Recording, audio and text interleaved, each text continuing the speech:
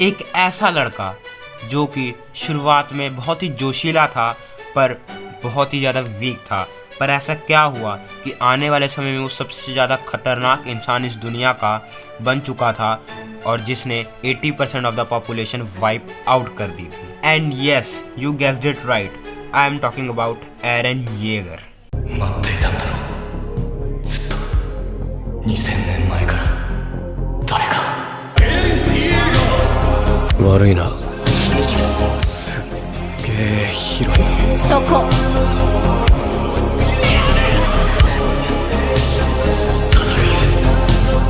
エレン、お願い。कहानी की शुरुआत में हमें एक लड़का दिखाया जाता है जो कि सो रहा होता है और उसकी नींद एक बहुत डरावने सपने से खुलती है, जहाँ पे वो देखता है कि एक बहुत बड़ा टाइटन जिसने कि उनके डिस्ट्रिक्ट के ऊपर हमला कर दिया है। और फिर हमें पता चलता है कि उस लड़के का नाम है एरन येगर और वो रहता है सिगांशिना डिस्ट्रिक्ट में, जो कि वॉलमारिया के अंदर पड़ता है। लेकिन हालात तब बदलते हैं जब उस लड़के का देखा हुआ सपना सच हो जाता है और एक बहुत बड़ा टाइटन सच में उनके डिस्ट्रिक्ट के ऊपर हमला कर देता है और उनमें से एक टाइटन एरन येगर की माँ को खा जाता है। और तब एरन येगर के अंदर आग उठती है कि वो सभी टाइटन्स को मार डालेगा। इन टाइटन से लड़ने के लिए एक ग्रुप बनाया गया है जिसका नाम है स्काउट रेजिमेंट, जो कि इन सभी टाइटन्स को मारती है। और एरन येगर अब ये फैसला करता है कि अब वो भी स्काउट रेजिमेंट में जाएगा और इन सभी टाइटन्स का खात्मा कर देगा। एरन येगर के दो दोस्त भी होते हैं जिनका नाम होता है आर्मिन आर्लेट और मिकासा एक्रमैन, और वो भी उसके साथ स्काउट रेजिमेंट में जाते हैं इन द ईयर 847 और वो 104th बैच होता है स्काउट रेजिमेंट का। एंड फाइनली 3 साल की ट्रेनिंग के बाद in the year 850 Eren Yeager scout regiment में भर्ती हो जाता है और उसके साथ साथ मिकासा और आर्मिन भी स्काउट रेजिमेंट में चले जाते हैं, जहाँ पे एक बार फिर से एरन का सामना होता है उस बड़े कोलोसल टाइटन से। और इस बार वो उसे मारने जाता है पर वो टाइटन गायब हो जाता है, बट वो वहाँ का वॉल तोड़ देता है और उसके अंदर से बहुत सारे टाइटन अंदर आ जाते हैं। और टाइटन से लड़ते लड़ते जो आर्मिन है वो एक टाइटन के मुंह में चले जाता है और एरन उसे बचाने के लिए वो खुद टाइटन के मुंह में चले जाता है और आर्मिन को बचा लेता है। यहाँ पे सबको लगता है कि एरन येगर मर चुका है और इस स्टोरी का मेन प्रोटैगनिस्ट कोई और ही है। पर वक्त तब बदलते हैं जब हम देखते हैं कि जो एरन येगर है वो खुद एक टाइटन है और वो जिस टाइटन के पेट में था उसका पेट फाड़ कर वो बाहर आ जाता है। और यहाँ पे पता चलता है कि जो एरन है वो एक टाइटन शिफ्टर है और वो टाइटन्स में बदल सकता है।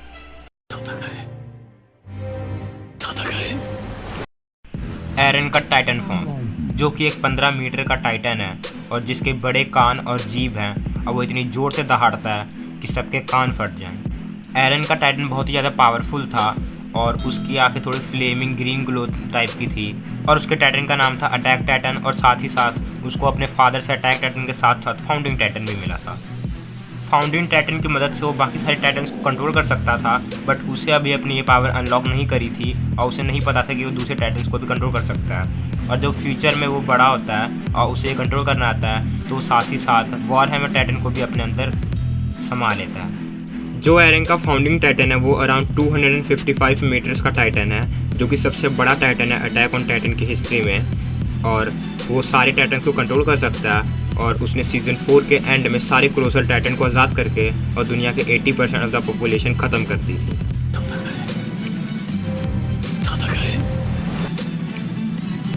जब स्काउट रेजिमेंट और लीवाई स्क्वाड को पता लगा कि एरन अपनी टाइटन पावर्स को कंट्रोल कर सकता है, फिर उन्होंने एक मिशन चालू किया जिसमें वॉलमारिया को हासिल करने वाले थे और वो इस मिशन में सक्सेसफुल भी हुए।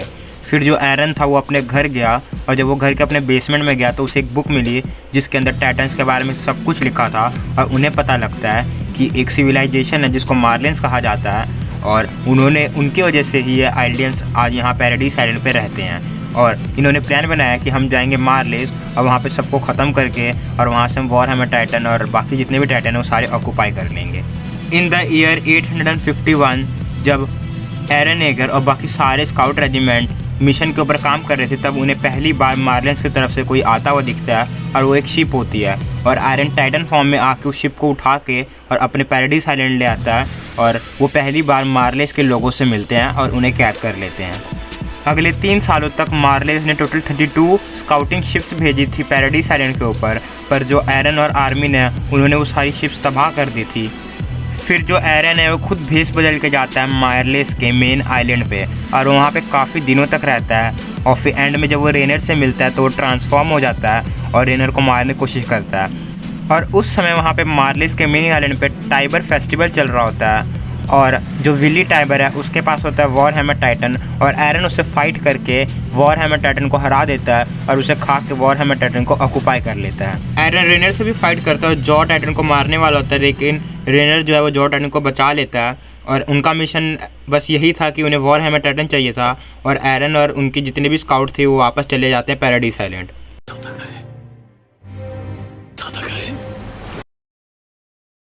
जब एरन और बाकी सारे वापस पैराडाइज आइलैंड आते हैं तो एरन को जेल में रखा जाता है, लेकिन एरन अपनी टाइटन पावर यूज़ करके उस जेल से भाग जाता है और वो मिलता है एगरेस्ट से, जो कि एक ग्रुप है जिसमें एरन के सारे सपोर्टर्स हैं और वो ज़ीक को ढूंढने का मिशन स्टार्ट करते हैं। बहुत ही मशक्क़तों के बाद एरन फाइनली ज़ीक को ढूंढ लेता है, उससे मिलने जाने ही वाला होता है, लेकिन गाबी पीछे से पिस्टल मार के और एरन एगर का सिर काट देती है और तभी एरन एगर फाउंडिंग टाइटन में ट्रांसफॉर्म हो जाता है और वहाँ पे जितने भी क्लोसल टाइटन होते हैं जो कि सारे वॉल्स के अंदर कैद होते हैं वो सारे आज़ाद हो जाते हैं और वो पूरी तबाही मचा देते हैं। ऐसे ही अटैक ऑन टाइटन ख़त्म हो जाता है और एंड में एरन भी मर जाता है। बहुत लोग कहते हैं कि एरन एविल था और बहुत लोगों के अलग ओपिनियंस में, बहुत लोग कहते हैं सही है। तो आपके क्या ओपिनियंस हैं कमेंट में ज़रूर बताना। और मेरे हिसाब से तो एरन ने सही किया क्योंकि वो अपनी सिविलाइजेशन को बचाना चाहता था। और इस वीडियो के लिए बस इतना ही।